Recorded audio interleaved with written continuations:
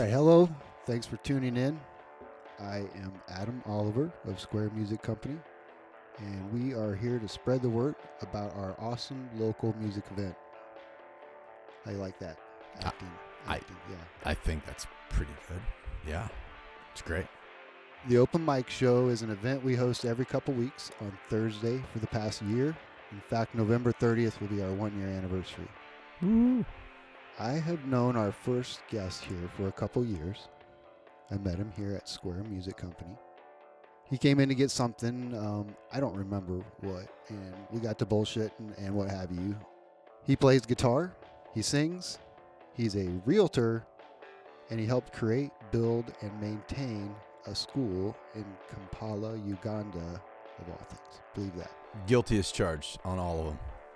I'd like to say hello to Todd Gilliland. Welcome, Todd. How are you doing? I'm great. How are you, Adam? I am wonderful. Yeah. Glad to have you here. It's awesome to be in the store and, yeah, just being here with you, and can't wait for Thursday night. Right on. Todd's here to help me promote Square Music Company's The Open Mic Show at the cafe here in Macomb, Illinois. Todd and his friend Nate Ramos of Nate and Todd will be our guest host on November 30th. Yeah, that's an interesting fun fact. Used to be Todd and Nate, and we totally just like. Did you flip a coin? Oh, it was weird because somebody actually said, they said, so like, who decided who was going to be first, And I think Nate had said, hey, since you're the singer, you should have your name be first. And do you both sing? He sings. He just chooses not to sing. So in concert, it's myself and acoustic guitar and him on the electric guitar. I think we're going to do some other stuff as well, but for now, we're keeping it simple. Yeah. So, but and Nate, I think you're either in Oklahoma or you might be in Kansas City by now. Hopefully you are.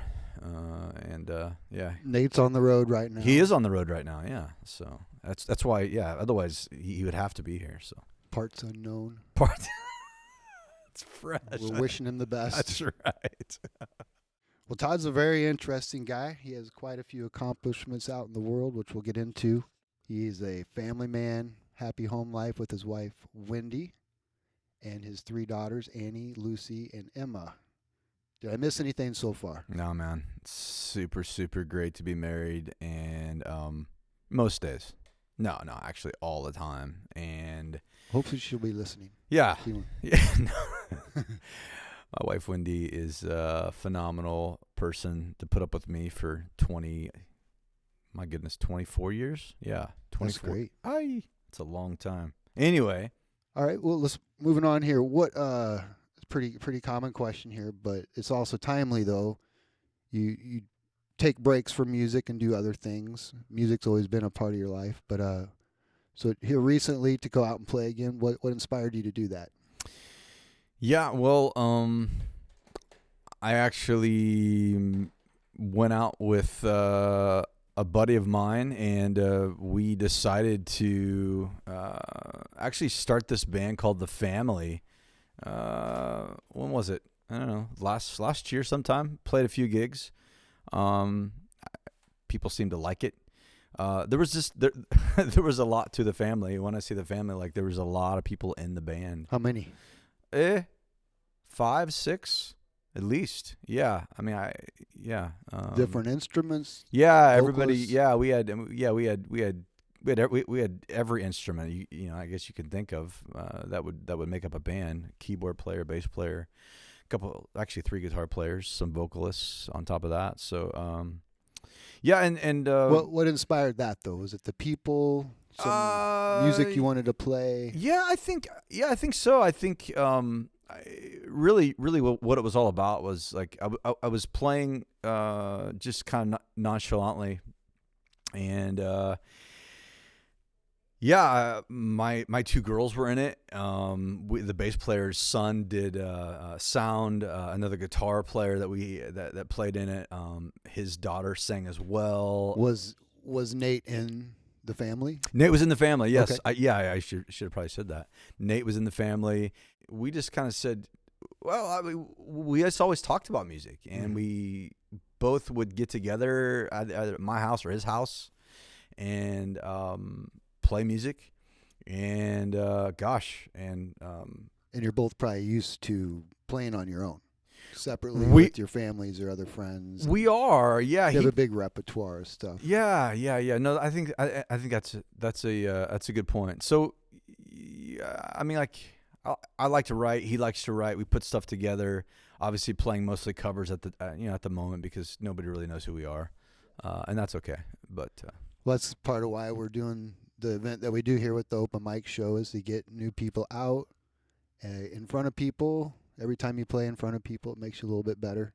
So this is a pretty common question, but what kind of music do you like playing the most? yeah, I think singer-songwriter stuff for me is a big deal. I think the message in a song,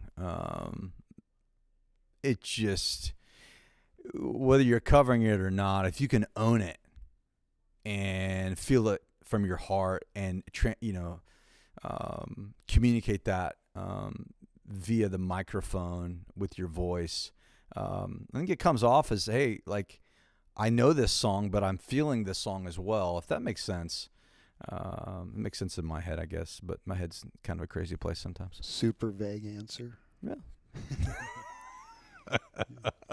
Sound like a musician for sure. Yeah. I mean, again, like singer-songwriter stuff for me. If Well, we talked earlier too.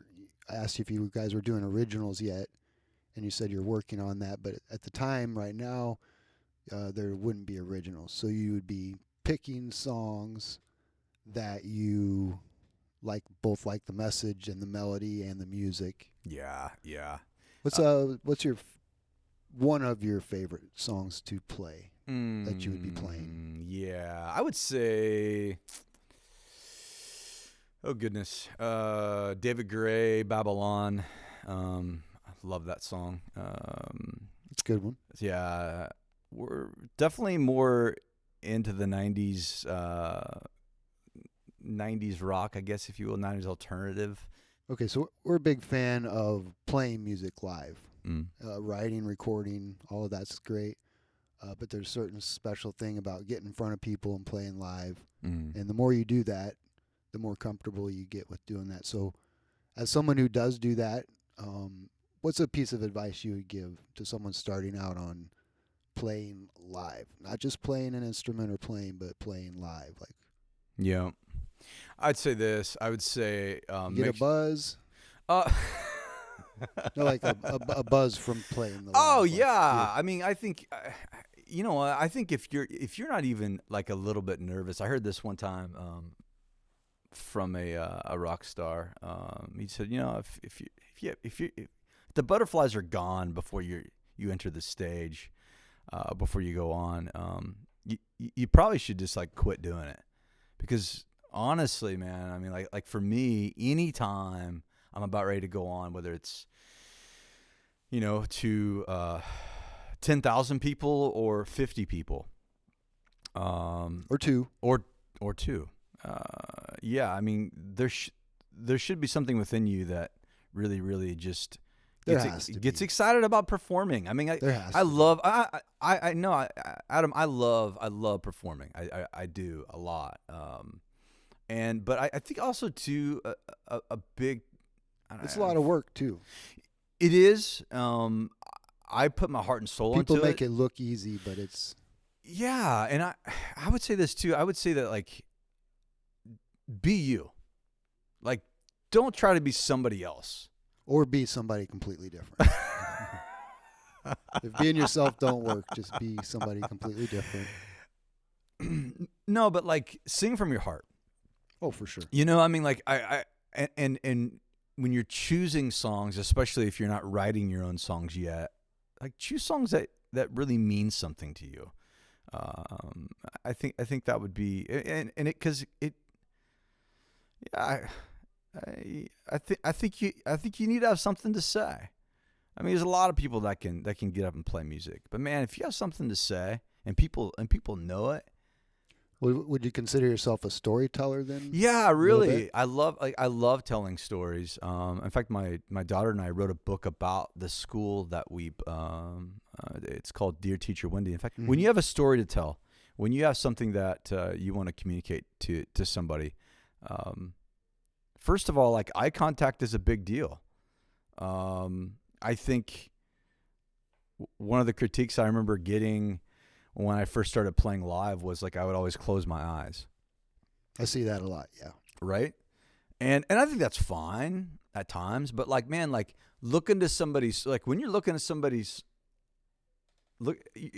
It's either a natural thing for you or you're going to evolve into it, though. oh, Like, yeah, I think so. And I think, some people, and sometimes you just have to concentrate so much you have to shut out the craziness that you're looking at sometimes and just. Well, absolutely. And if Nate was here, I know he would agree with this because we've talked about this before, but like when we're performing live or even when we're rehearsing, it's kind of like it's kind of like a time out of life and not an escape, but definitely it's kind of a time out of like, hey, like all the burdens, all the stressors in your life. And we just get to focus on like rock and roll, playing music and telling a story.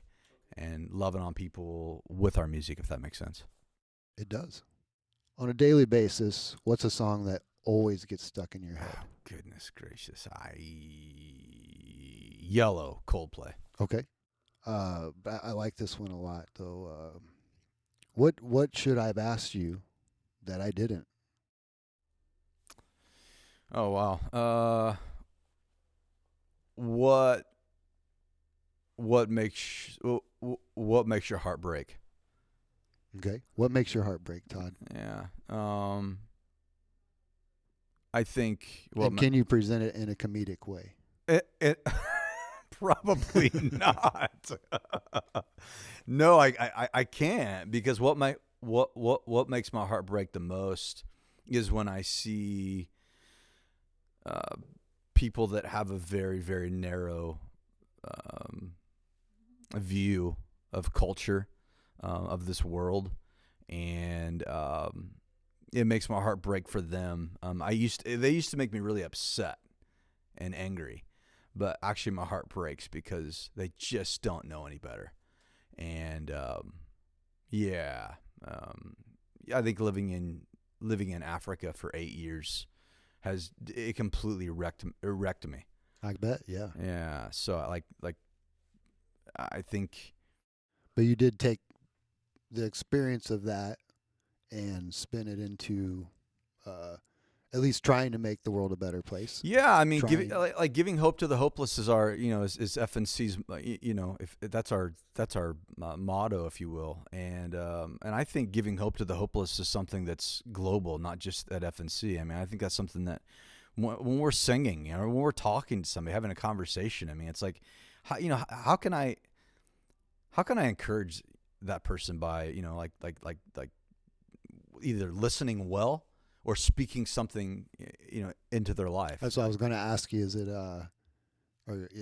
it's a two-way street? 100%. You're learning as well. Absolutely. Yeah. I mean, just like listening is a good thing. Yeah. And yeah, I just like, you just never know, man. Like when you actually open up and just ask questions and listen. Yeah. It's I don't know. Well, there's a time and place as well. Yeah. 100%. Yeah. But if I'm taking a whiz at a urinal, don't come up and ask me questions. Although I have had that happen before, and that is very, very, it's weird. It's weird. Yeah, very. Yeah, yeah. I mean, if it's your buddy, that's okay. But if it's if it's nobody, I mean, if it's somebody, but you don't know that person. It's usually someone that can't be quiet for a couple minutes, bro. So which would be even more awkward if it was a urinal with 3 people. Well, everybody's trying to talk. I've always thought Wrigley Field was like the most ridiculous place to the trough. Yeah, I mean, come on, man. Anyway. It's just not right. But that's okay. it is what it is. Yeah, no, 100%. Like, it is what it is. Maybe it's just part of regular. How can we service the most people possible at the same time, and there's still going to be a line of people right waiting to use the trough. And they're still pissing in the sinks next to the Oh, trough. yeah. You know, it just doesn't matter. So They need more bathrooms. that place. I haven't been there for a minute, so maybe they do now. I don't know. Same here. All right, I think that'll do it. Thanks a lot, Todd, for coming out. I appreciate your time. And Nate, wherever you're out there, hope you're having a good evening. And looking forward to seeing you guys play. Hey, thanks a lot. Appreciate it. Looking forward to it. That was great. I really want to thank Todd Gilliland of Nate and Todd for coming by and chatting with me. Don't forget, Thursday, November 30th, we got the open mic show at the cafe in Macomb, Illinois.